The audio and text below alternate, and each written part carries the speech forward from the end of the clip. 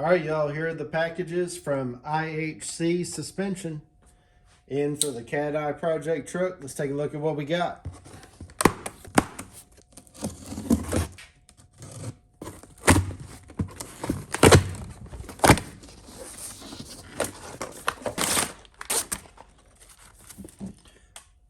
All right, in box number one, we've got the 6-inch rear drop, which is going to consist of the C-notches, flip kit, and drop shocks. Very nice heavy duty pieces. They look well built.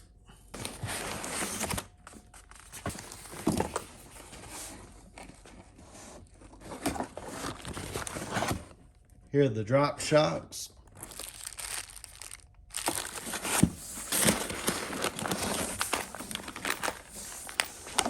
All your heavy duty bolts and hardware for the C-notches.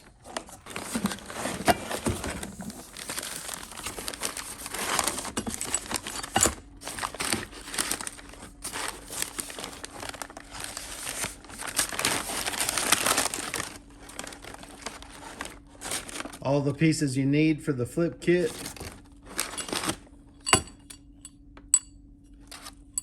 Box number two.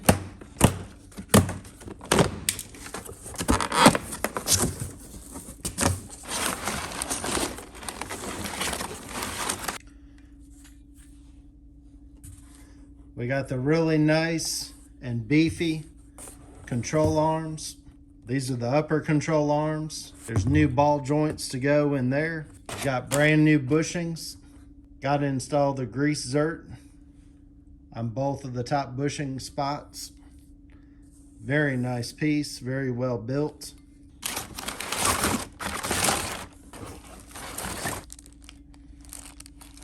Got all your grease zerts. Got a couple cotter pins right here.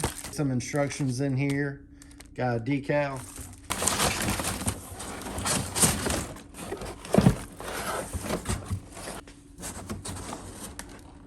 And then we have the lower control arms. Very nice, well made, heavy duty. Got your sway bar inlet mount. Got brand new bolts for your shock. Of course, you got your spring pocket. Got brand new ball joints on the bottom, already pressed in and installed.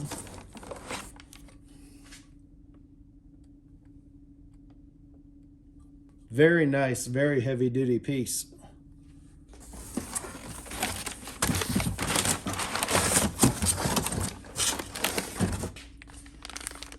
And then we have two of the upper ball joints. These will have to get installed, like I said, into the upper control arms.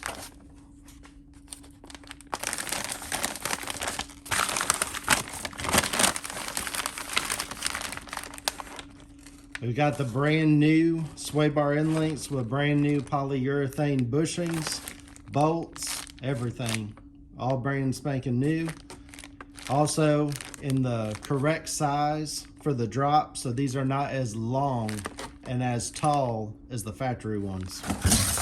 And then also we've got the other lower control arm. One nice thing to note, the whole system is made to take care of the Chevy lean. It's also adjustable from 4 inches in the front or 5, which is probably where our third box comes in at. Let's take a look at it.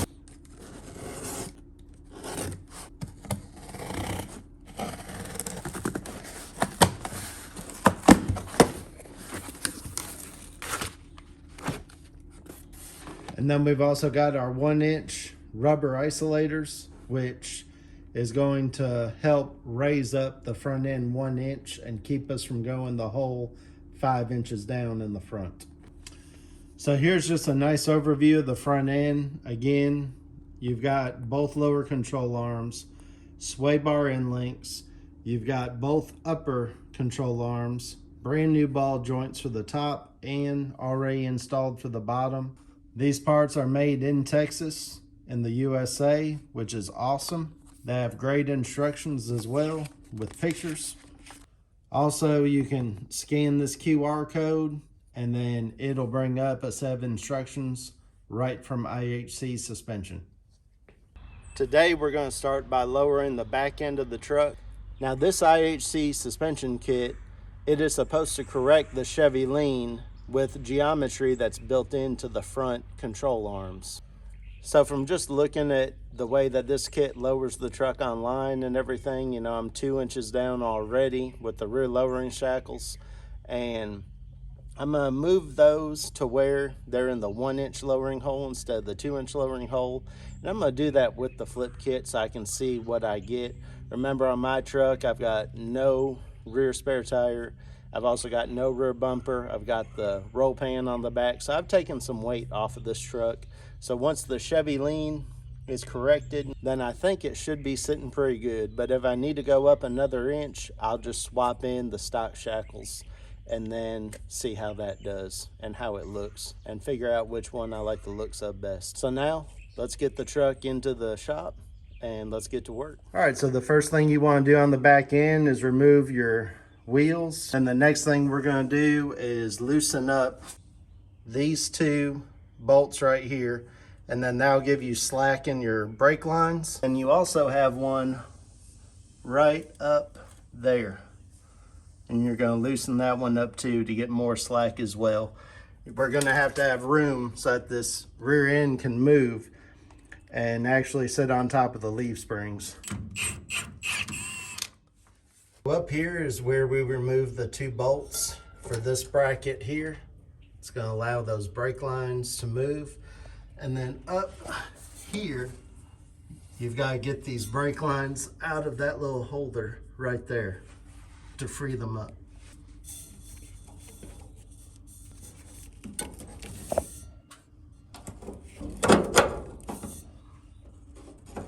All right, and that'll free them up right off of the frame up there. So that bracket right there is held up by a plastic push pin. It's kind of hard to see there, but through the frame.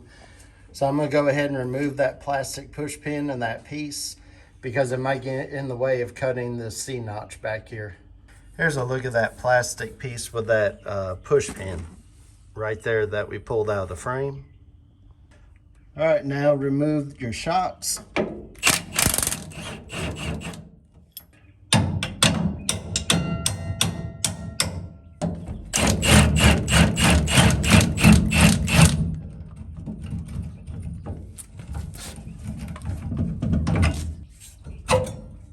All right, so the next thing we're going to do, now that the shocks are out of the way, we're going to remove the 4 nuts off of the U-bolts on both sides. While you're removing that, you want to support your rear end with a couple jacks. The black jack there is going to be on the front side of the rear differential, holding up the front of it so that it doesn't fall down and pull on that drive shaft on the transmission. And then the back silver jack here is going to just hold the back side up. So we'll free it up and then we'll lower the rear end down with the jacks.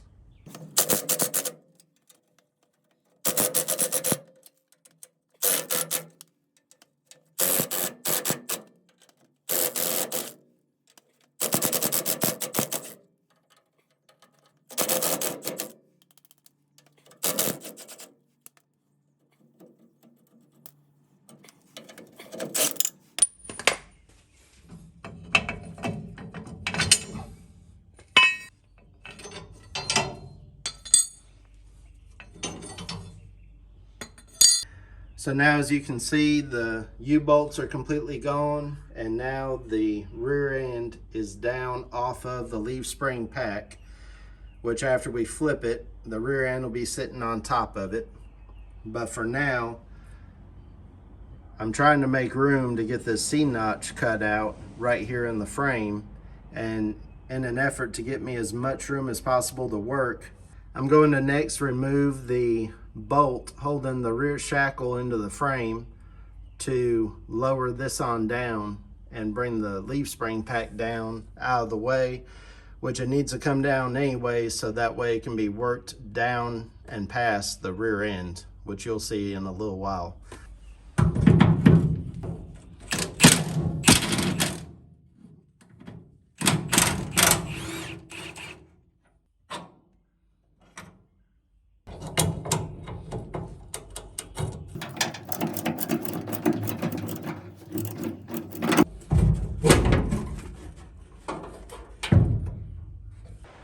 So the next step that's going to be done is we have to flip this bolt that goes through the leaf spring pack. And to flip that, you first need to put a good C-clamp on your leaf spring pack to hold it together. So put that clamp on, clamp down the leaf spring pack, and then this nut up here is a 13 millimeter, and I went ahead and put some WD-40 on it. So we'll buzz that off the top, and the bottom is just your locating pin that was in this side of the axle.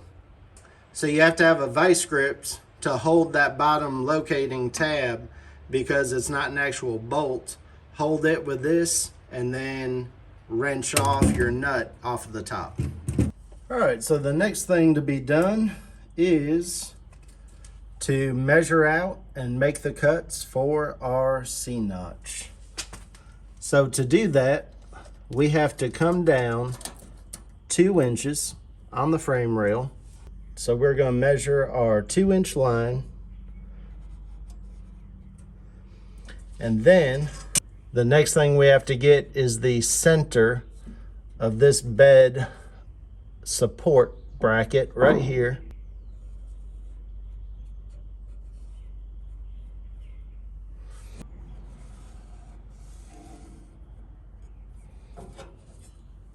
We have to go out 3 inches from our 2-inch mark, which is going to be right there. And then I'm going to hold the C-notch up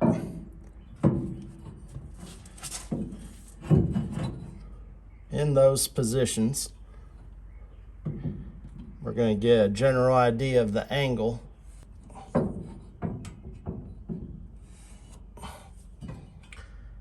All right, so the next thing to be done is we have to cut for the C-notch. So you have to go 2 inches down from off of the top of the frame rail, and then you have to go from the center of this support piece for the bed, and you have to go 3 inches to the left to this mark. Now when you measure the top of the C-notch, it spans around 5 inches. So you will have to go about 2 inches to the right over here. Then I held up the C-notch and scribed a line on the outside of the C-notch to get an idea of where I need to cut. Ignore this right here. At first I was thinking that maybe it was 3 inches on both sides, but that would be incorrect because it's only 5 inches across the top. So that right there is where the C-notch is going to get cut and put in at.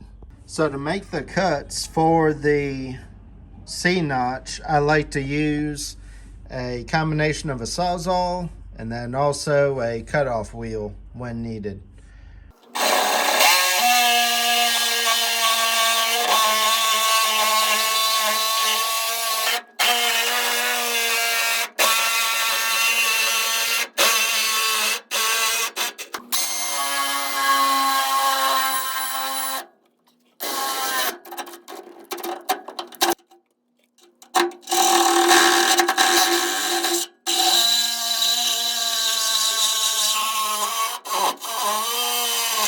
Now we have the opening for the C-notch. As you may have seen, I drilled a hole up here in the top corners. I saw a while back, years ago, that it helps sometimes to have a rounded corner up at the top corners, just to help to keep from any stress cracks to come in at any angles and stress crack anything. So I went ahead and drilled those. It also makes it easy to get that Sawzall blade in there, and the Sawzall really makes pretty quick work of it. As you can see, the C-notch sits in there nice and tight. I cannot go side to side with it. It's pretty much up against the bed up here at the top. There's an extra piece of metal right here, and it does sit nice and flush up against that. So it looks like I got the opening perfect on the first try, which is super nice, rather than having to continue to use a grinder or do something to keep opening it up.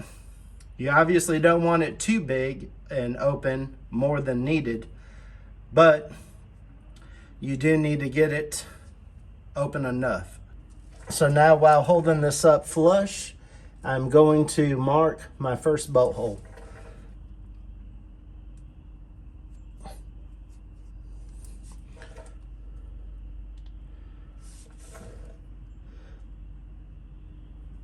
I'll get a general idea of where the others are going to go by making a permanent marker mark in the center of these others.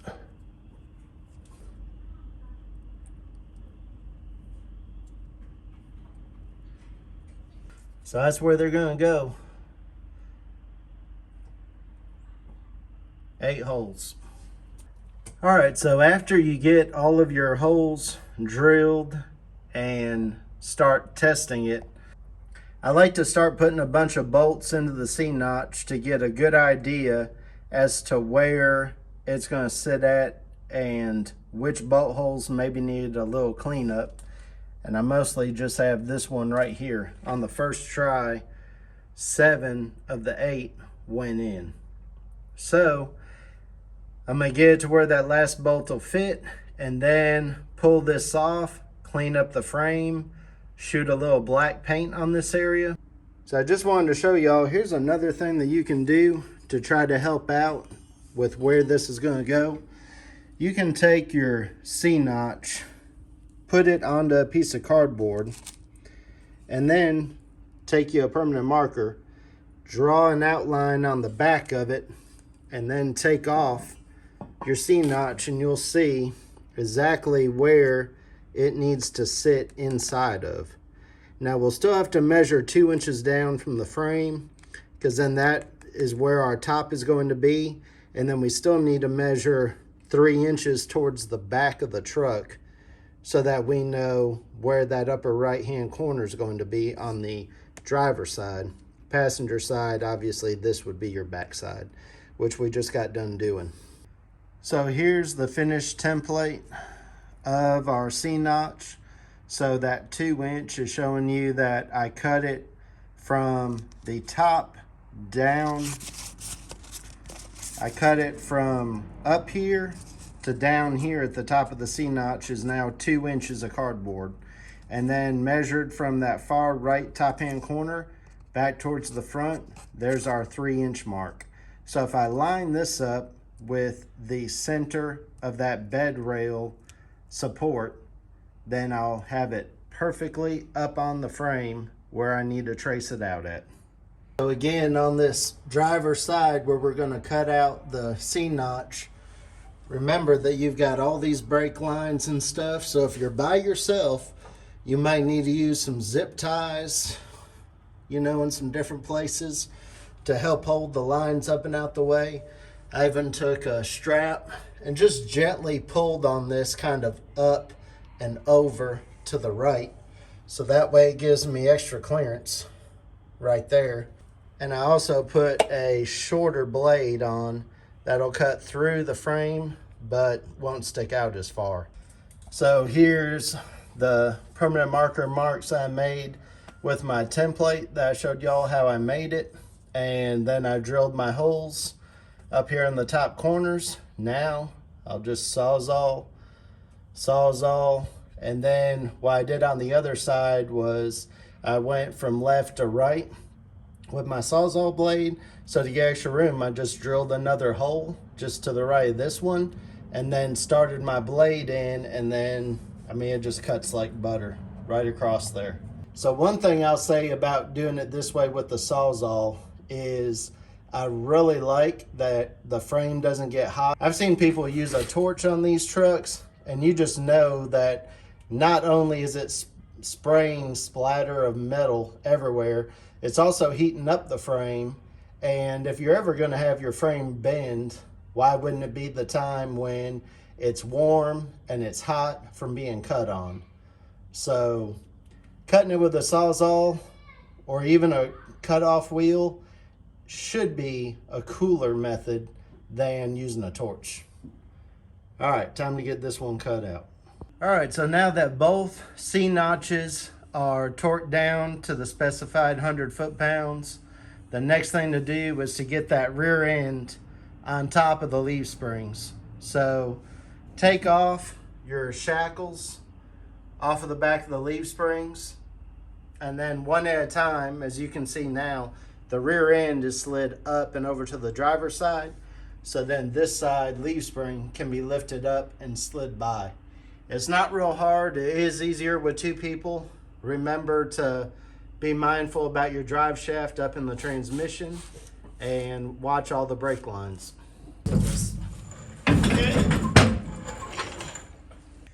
All right, y'all, so now to start getting this thing centered on the leaf spring, we first have the saddle, which needs to have the spade facing forward.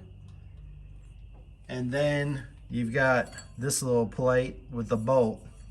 The head of the bolt is going to sit right in the old locator where the leaf spring pack used to sit. So you're just going to sit that there. The top of the U-bolts will catch on both sides of it. And then you've got your bottom plate, which is going to go just like this right here. So your leaf spring locator that we flipped is going to go in this hole where my finger's at, and then the spade is going to go to the back.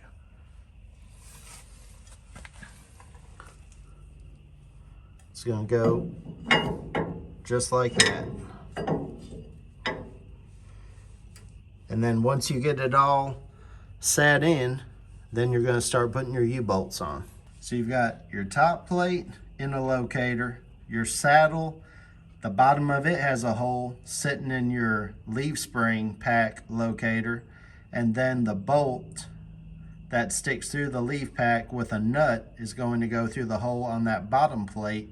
So everything has locators and pieces going into each other to all keep them located where they need to go. All right, so now as you can see, the U-bolts are through it, and I have the nut started at the bottom by hand.